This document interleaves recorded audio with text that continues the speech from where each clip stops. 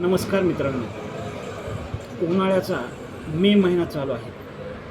गरमी खूप वाढलेली आहे आणि लोक फ्रीजचा उपयोग जास्त प्रमाणात करत आहेत. फ्रीजमध्ये पाणी ठेवतात आणि ते थंड पाणी करून पितात. फ्रीजचे साईड इफेक्ट भरपूर असतात. जर आपल्याला आपलं आयुष्य व्यवस्थित जगायचं असेल आणि आयुष्य वाढवायचं असेल तर आपल्याला जुन्या पद्धतीनेच वागावे लागेल. आपण पूर्वी माठामध्ये पाणी ठेवायचं आणि ते पाणी प्यायचं. आपण हेल्दी राहत होतो. आता फ्रीजमध्ये भाज्या ठेवतात, त्या भाज्याचे पोषण तत्व तर कमी होतातच. आपल्याला कफ होतो,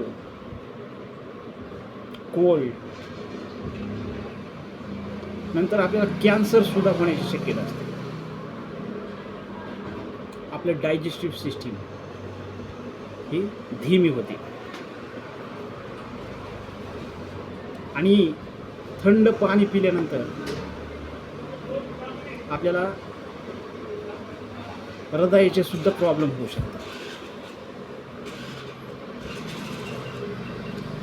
तर फ्रीजमध्ये तुम्ही पाणी ठेवू नका आणि भाज्या ठेवू नका.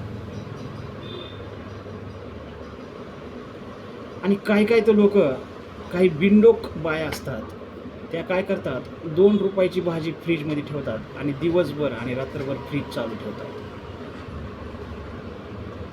म्हणजे भाजी 2 रुपयाची आणि लाईट रोज 5-6 युनिट पाळतात.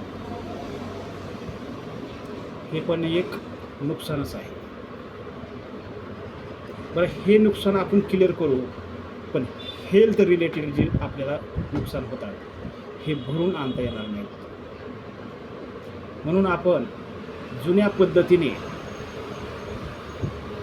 राहायला पाहिजे. आणि जर आपण जुन्या पद्धतीने वागलात तर आपलं आयुष्य देखील वाढेल. तर मला सांगायचं एक तुम्हाला फक्त, जर भाज्या ज्या आहेत ते फ्रीजमध्ये न ठेवता एका पोत्यामध्ये, ते सुती पोत असतं त्याला पाण्यात भिजवून आणि भाज्या त्याच्यावर ठेवा. त्याला वरून तेच पोतं झाका. भाज्या व्यवस्थित राहतील, भाज्या खराब होणार नाहीत, त्यांचे पोषण तत्व खराब होणार नाही. जे की फ्रीजमध्ये ठेवल्यावर भाज्यांचे पोषण तत्व कमी होतात. फ्रीजचे भरपूर साईड इफेक्ट असतात.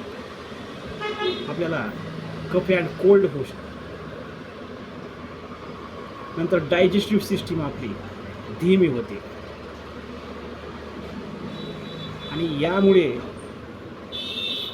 इम्युनिटी पॉवर कमी होते. याने कॅन्सर सुद्धा होऊ शकतो. हे लक्षात घ्या. ही स्लो प्रोसेस आहे, पण आज ना उद्या आपल्याला कॅन्सर पण होण्याची शक्यता असते. आपल्याला फूड पॉयझनिंग होऊ शकतं. त्यामुळे फ्रीजचा वापर करू नका. जर आयुष्य वाढवायचं असेल तर जुनी पद्धत तुम्ही युटिलाइज करा. Thank you very much.